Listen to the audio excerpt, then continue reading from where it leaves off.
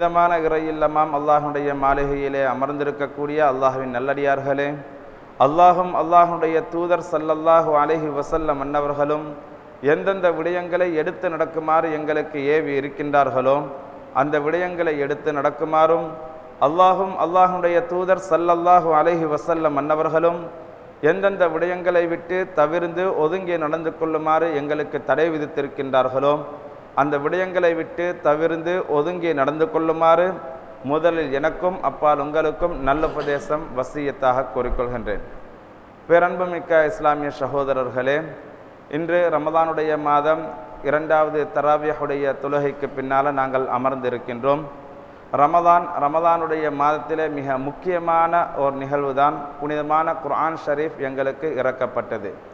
இந்த குர்ஆன் ஷரீஃபில் இருக்கக்கூடிய 114 சூறாக்கள், இந்த ஒவ்வொரு சூறாக்களுக்கும் ஒவ்வொரு விதமான சிறப்புகளையும் மகத்துவத்தையும் இறைவன் ஹக் சுப்ஹானஹு வ தஆலா வழங்கியிருக்கிறான்.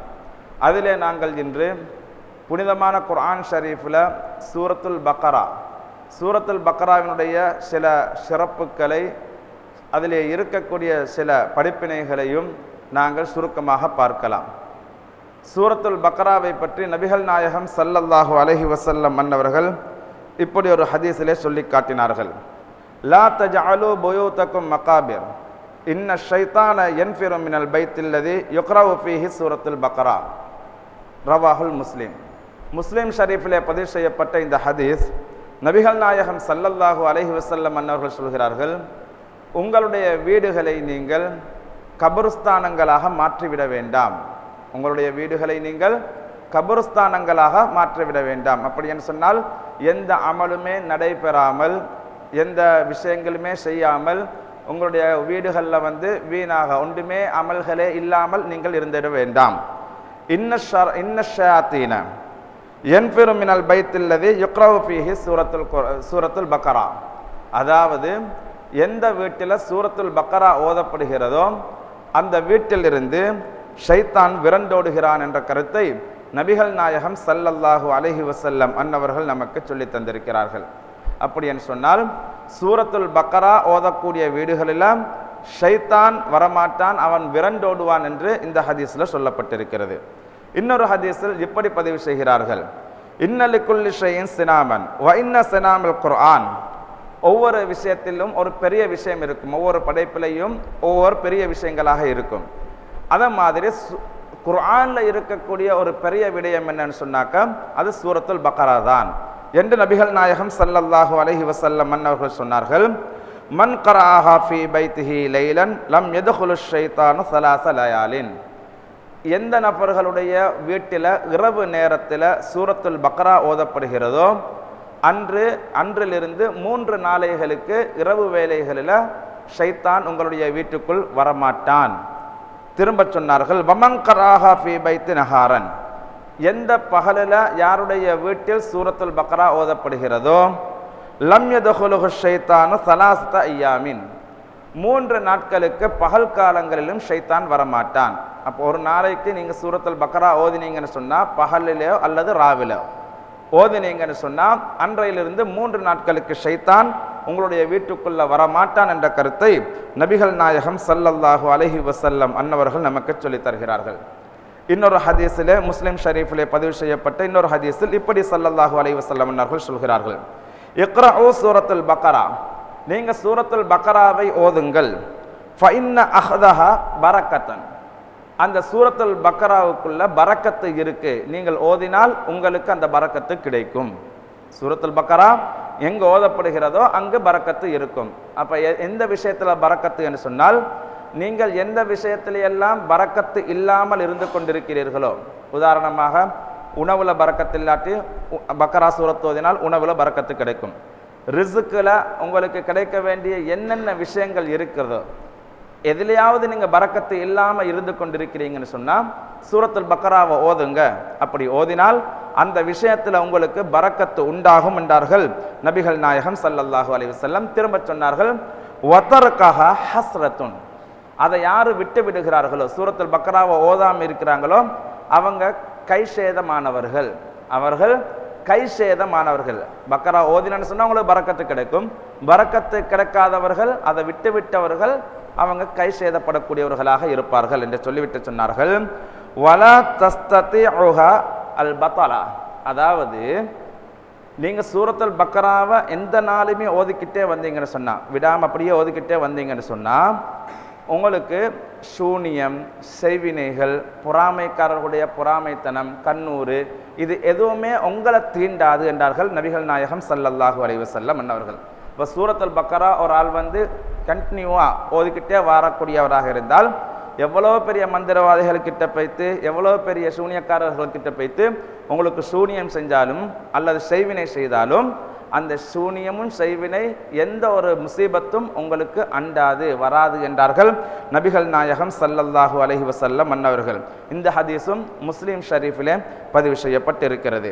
எனவே நபிகள் நாயகம் ஸல்லல்லாஹு அலைஹி வஸல்லம் அன்னவர்கள் சொன்னார்கள், சூரத்துல் பக்கரா என்பது அதற்குள்ள எல்லாமே அடங்கி இருக்கு. இதை இன்னும் விவரமாக ஷேഖனா ஷேகுல் அக்பர் முஹியுத்தீன் இப்னு அரபி ரலியல்லாஹு தஆலா அன்ஹு அன்னவர்கள் தன்னுடைய உஸ்தாது சொன்னதாக அவர்கள் சொல்கிறார்கள். அந்த சூரத்துல் பக்கராவுக்குள்ள 1000 ஏவல்கள், கட்டளைகள் இருக்கு. அந்த சூரத்துல் பக்கராவுக்குள் 1000 விஷயங்கள், விலக்கல்கள் இருக்கு. செய்யக்கூடாது என்று சொல்லக்கூடியவர்கள் 1000 இருக்கு. அதே சூரத்துல் பக்கராவுக்குள்ள 1000 தகவல்கள் உள்ளே இருக்கு என்று சொன்னார்கள். இன்னும் சொன்னார்கள், சூரத்துல் பக்கராவுக்குள் 1000 சட்டங்களும் இருக்கு.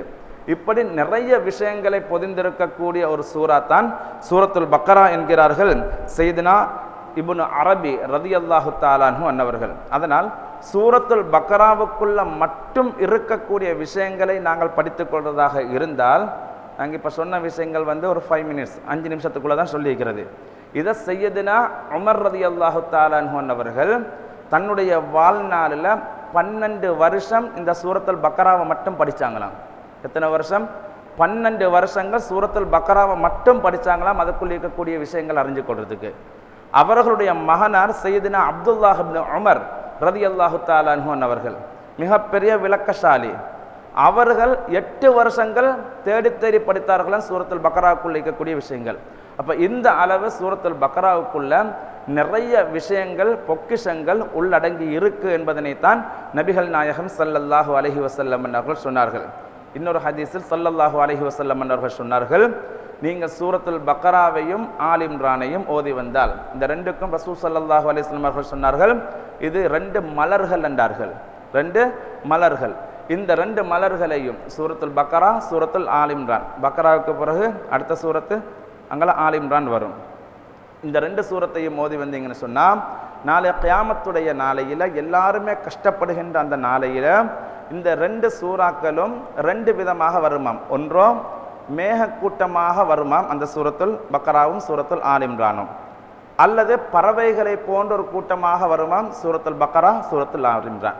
இப்படி இந்த 2மே தன்னை ஓதியவர்களே கியாமத்துடைய நாளையில் தேடுமாம். அப்படி தேடி அல்லாஹ்விடத்தில் அவர்களுக்காக வேண்டி ஷஃபாஅத் செய்யும் என்கிறார்கள் நபிகள் நாயகம் ஸல்லல்லாஹு அலைஹி வஸல்லம் அன்னவர்கள். இந்த ஹதீஸும் முஸ்லிம் ஷரீஃபிலே பதிவு செய்யப்பட்டிருக்கு. எனவே சூரத்துல் பக்கரா உங்கள் எல்லாருக்கும் தெரியும், குர்ஆனில் இருக்கக்கூடிய ஒரு பெரிய சூரத்து தான் சூரத்துல் பக்கரா.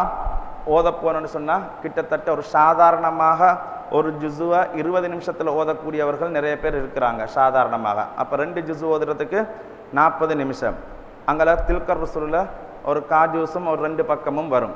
கிட்டத்தட்ட ஒரு 45-50 நிமிஷம் இவ்வளோ தான் பிடிக்கும் சூரத்துல் பக்கராவை ஓதுறதுக்கு.